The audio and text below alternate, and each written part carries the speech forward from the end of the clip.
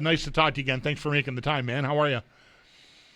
I'm doing okay. How are you guys? We're good. We're good. We're trying. I'm efforting to not be really bummed out about Jarmo Kekalainen sounding 4 hours into free agency like he was ready to close up shop and go to the cottage, because there are still some big pieces of business that might get done in the league, and I think a lot of us felt like he was going to be a big player at the table. And it's not to say that they didn't move heaven and earth to try to make things happen, but nothing did really. I like the Zellweger move, whatever, to replace Byram, but the big move, draft night, they've got the 4th pick and the 20th pick, nothing really came of it. How are you viewing the Sabres at this moment in time, with not having really done anything other than hope the kids can replace Alex Tuch?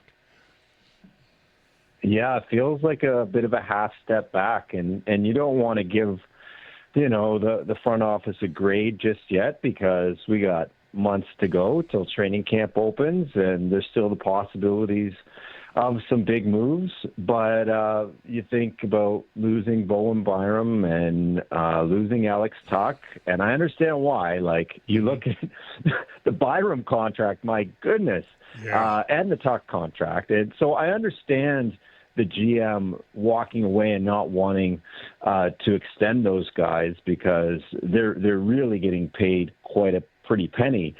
But to bring no one in, when you look at the Atlantic Division landscape and the Florida Panthers getting Brady Tkachuk, expected to have a fully healthy season of Alexander Barkov, the Toronto Maple Leafs go out and get 2 of the bigger fish on the free agency market, and Darren Radish, they kind of jumped the queue there with Tampa in a sign and trade, and then Sergei Bobrovsky to shore up their goaltending.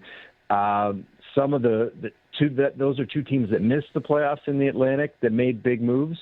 So, if you're Ottawa, if you're Buffalo, if you're Montreal, you're probably a little bit concerned that, your GM hasn't done a whole lot. And that is going to be one competitive division. And as it stands right now, I'm not sure the Sabres took a step forward. Now, you hope there's some natural growth, just the fact that you guys got a young team in that city, and you hope the playoff experience served all those young guys well, and they come in confident, and, they finish the season so strong. You hope some of that carries over. But you need people. And the Connor Hellebuck rumors falling through and not materializing in a trade, you hope Jarmo's not done. Put it that way. Yeah, for sure. And, I was in here on July 1st doing this show, and it's often one of the it's not even that weird. It's a depressing day to be in here as a Sabres fan for as many years as Mike and I have been doing this show, Luke, that it like the Sabres often leave you wanting at trade deadline day and on July 1st. And I know you can make a lot of mistakes on July 1st, especially in free agency. But thinking about the trade stuff and all of it, and I mentioned how Yarmo's talking at 4:00 like they're done, and man, it's only been the market's been open for 4 hours. What are we doing? None of these trades have happened.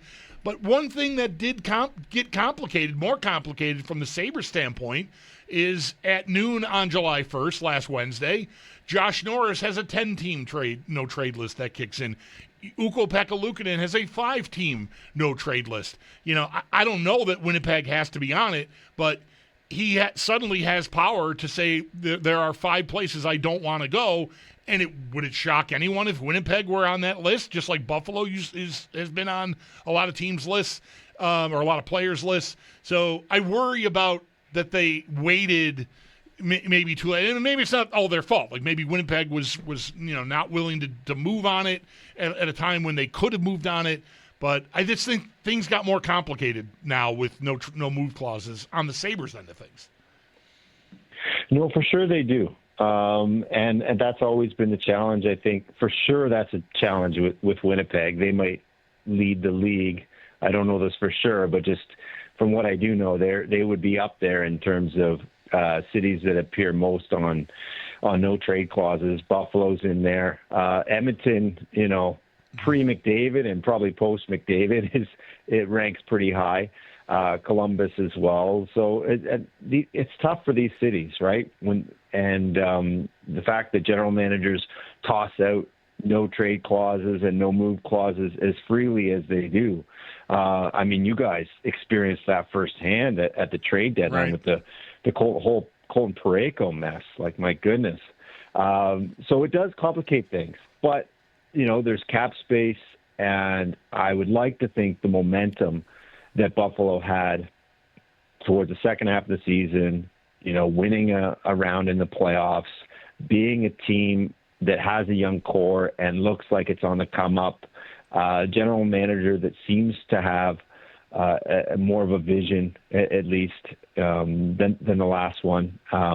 You'd like to think those things are working in the team's favor, but I wonder if there's any free agents that are still out there. Like, maybe it's just a romantic idea, but the idea of Patrick Kane, like, we're what are we, day 6 of free agency, and he still hasn't found a home? That's a little curious.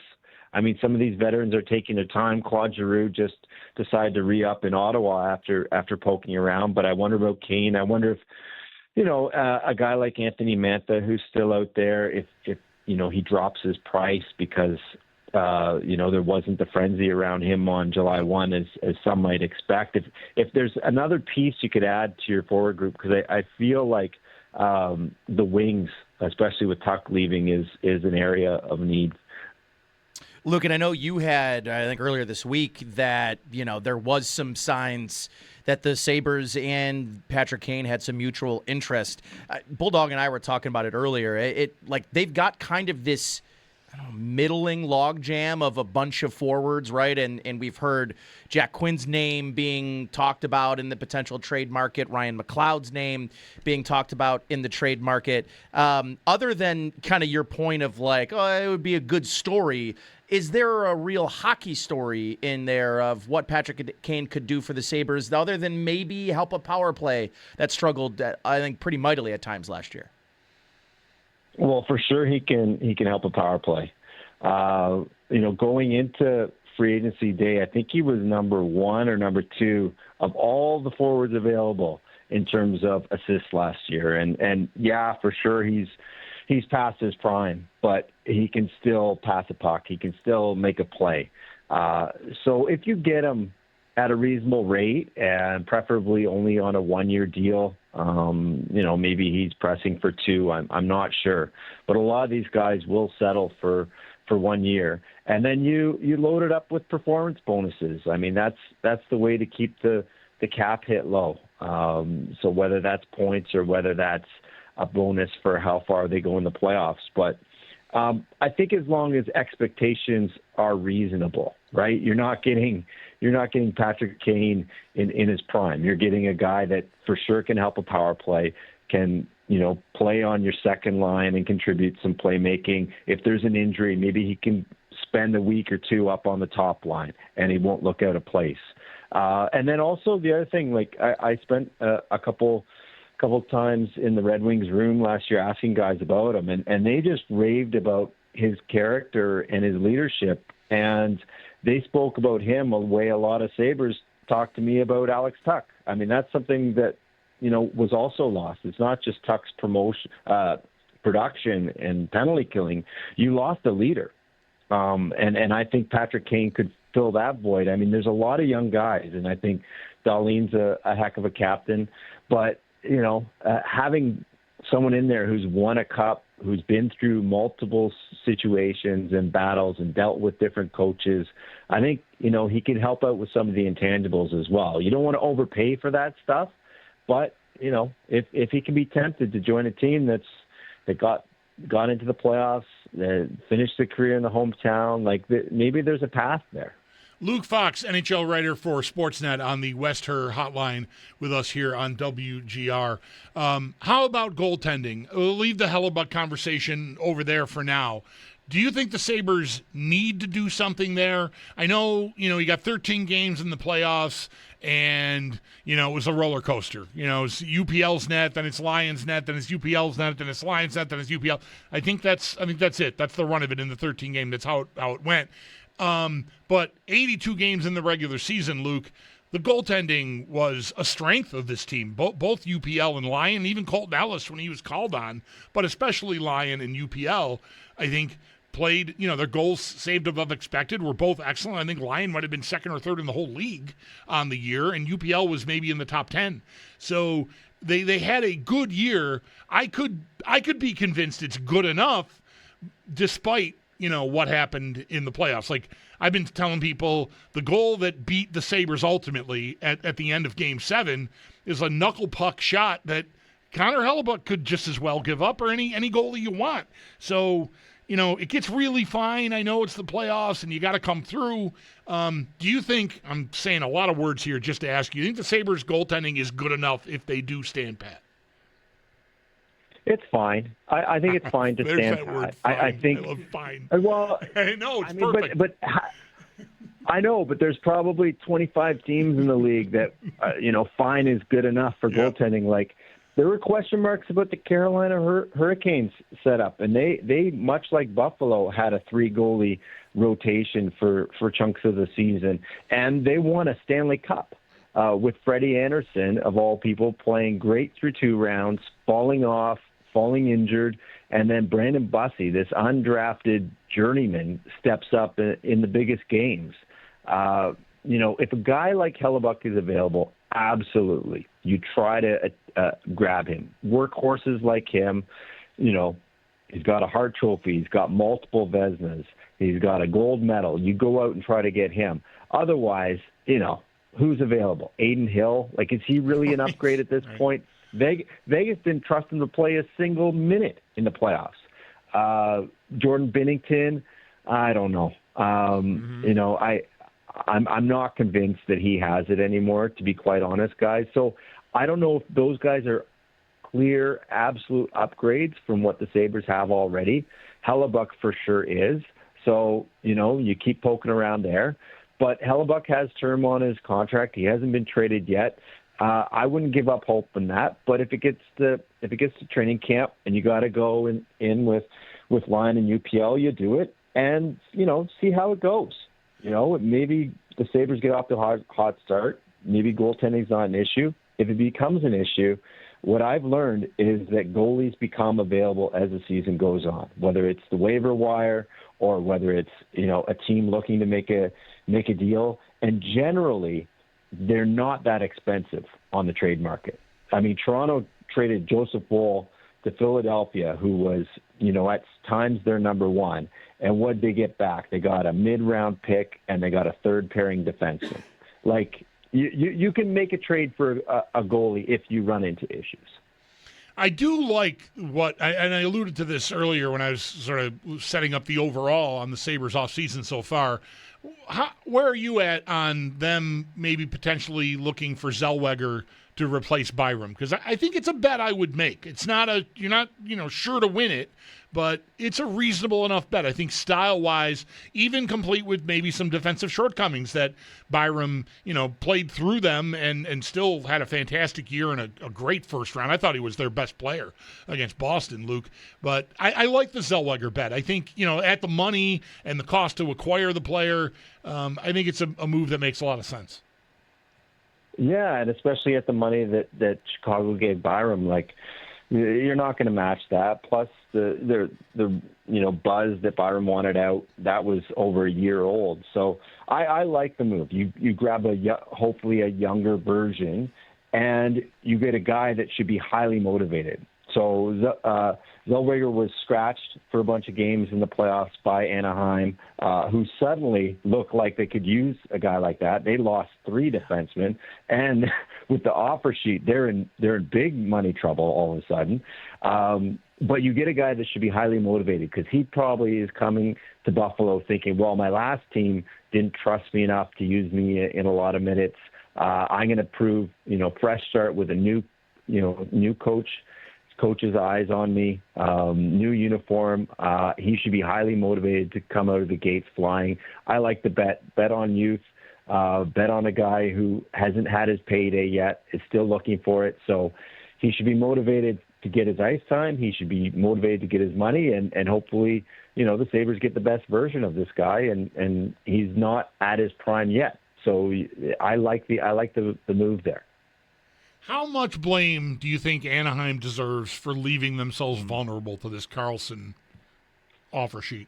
Like, is there how much traction does, not that it matters now, because we're living in the world where he's got a $18 million a year offer sheet he signed with the Flyers, but right away there's stuff making the rounds about how he said last year he would have taken like 9 for 8 or whatever, and here we are. I mean, it feels like maybe Verbeek worked himself into a pretty, very, very difficult spot. Yeah, and I almost think there's a little bit of arrogance to it. I know the Edmonton Oilers had some of that going on when they lost 2 players that they sure could have used in Holloway and Broberg when the Blues offer sheeted them. It was kind of like, well, they're not going to go anywhere. Like, we'll get around to them. There are our RFAs. But Leo Carlsson, you have a number 1 center, and you don't really engage in contract negotiations with him for a full year. I mean, he was eligible to re-sign July 1 of 2025. And Verbeek has kind of been of the mode with his RFAs that we're going to, play hard ball. We're going to try and keep our internal cap pretty low, and we'll get around to it. Like, there wasn't a lot of dialogue between the sides throughout the season. Same thing with Cutter Gauthier. But he's actually one of the rare RFAs who's ineligible for an offer sheet, so he can't sign one. But, take care of your own business. And I think actually the Sabres have been at the forefront of that, even back to Kevin Adams, or you look at this season with Josh Doan. Zach Benson, how much cheaper would he have been if you got ahead of it, right? If you recognize and identify that a guy is a core piece of what you're trying to build, the sooner you take care of them, the better, because the price only goes up. And they probably had no idea. I mean, I'm sure they thought, other teams would like to offer sheet him, but offer sheet him to the tune of making him the highest paid player by annual cap hit in the whole league. That probably never crossed their mind. And there's probably a little bit of revenge going on, right? The Philly Anaheim, there's no love lost there. So I think Verbeek deserves a lot of blame, and now he's been in the corner because either he lets his number 1 center go, and you lose all the momentum you gained by beating the Oilers and getting to round 2 of the playoffs and feeling like this fun, fast, young team, or you match it, and then Cutter's knocking on your door saying, okay, well, I may not be a center, but I'm a 40-goal scorer. You better get my AAV close to his, and you blow the whole thing out of whack. And Verbeek had done a pretty good job up until this point, but now he's paying the price. Luke, I wanted to ask you, too, I mean, in the same vein in this conversation, like, this isn't going to maybe be a catalyst for more regular or maybe even a Connor Bedard. I mean, there are more guys that are offer sheet eligible this year and even going into next year. Is this finally which I think every sports radio host would hope is this the thing that finally makes offer sheets kind of, great again? Like, are we going to see more of them, I guess, is the question now that we saw this. And I also maybe want to throw in a question about Jason Robertson, too, and his future, because I think there is some questions about what's going to happen in Dallas there as well now that he is, filing for arbitration. Yeah, well, on the offer sheet thing, I do think what's happened here is all of a sudden teams have cap space to spend. So they can spend that on an offer sheet. And the other thing is there's this trend of no one reaching unrestricted free agency. So if you're a team like Philadelphia that's trying to take a step and you have some traction, but you're missing a key piece like a number 1 center, how do you get one? No one wants to trade one. Who is the best center available at this free agency? Boone Jenner, like a banged-up third-line center probably, or right. Scott Laughton. There was no centers available. So if you're trying to improve your team, you need a center. They don't become available because teams have the space to lock up their own guys, and they don't let them reach free agency. This is one of the only tools you have. So I do think, there's a possibility we could see it. Now, to my knowledge, with Connor Bedard, I don't think he's looking to do that. And Chicago has the cap space to match, and they would have to do that with Bedard, because without Bedard, they have nothing, and they have tons of cap space. So they would match it in a blink, even if it was for $20 million. So I wouldn't be too worried about him going elsewhere. But on the Jason Robertson thing, well, he filed for arbitration, so that means he's no longer eligible for an offer sheet once the player files for arbitration. So either it goes all the way to the arbiter in late July, early August, and he makes a ruling on Robertson gets X amount of dollars on a 1-year deal, and he's only 1 year away from UFA status. So this basically assures that he's going to be a Dallas Star unless they trade him. But it sounds like he's blocking trades, right? He already blocked one to St. Louis and one to Seattle. I think he wants to stay in Dallas. He just wants a big payday. So he's going to get a 1-year massive payday at the very worst. And then, they either walk him out the door, because once you sign a guy to a 1-year deal through arbitration, you can't trade him. So the player holds all the cards. So even though technically he's an RFA, he's basically acting like a UFA with 1 more year to spend in Dallas, and then he could walk out the door, or they need to pony up and give him the kind of payday he's looking. He wants to be the highest paid player on the team. They're hesitant to go much over what they're already paying Nico Rantanen, which is 12.5. But you see the price of poker's going up, like with the cap. So he's gonna get his money. Luke, I saved it for the end, and we're just about out of time, so I don't know if you got like a minute in you on what the Leafs have done. You mentioned the big moves. I can see that they're going to be faster, which could make them better defensively overall, like 200 feet defending with better speed overall, but that's about the best I can do. I mean, I even like the Radish contract, because I was worried somebody was going to give him Bowen Byram's contract. I think even if he regresses to 55 points from the 70 or whatever he had and 15 goals instead of the 20, it's still a reasonable enough bet. What do you think about what the Leafs have done so far? Yeah, they remade their bottom 6 with some new faces, so that feels fresh, but those are mostly minor moves. Bobrovsky and Radish are the big ones, and Radish, to me, is, like you mentioned, I think he has the one that should make the most impact. Big, booming right shot from the point, something they've never had. That, to me, says if the Leafs are going to be successful, they better have a top 5 power play in the league. So they have Gavin McKenna. They lucked into him. They still have Nylander and Matthews and Tavares. And then you've got a threat from the point. So teams have to respect the point, which they didn't have to do with Morgan Riley up there, because he was a pure facilitator. He would always pass it off. And that should open up lanes for Matthews and Nylander to get their shots off.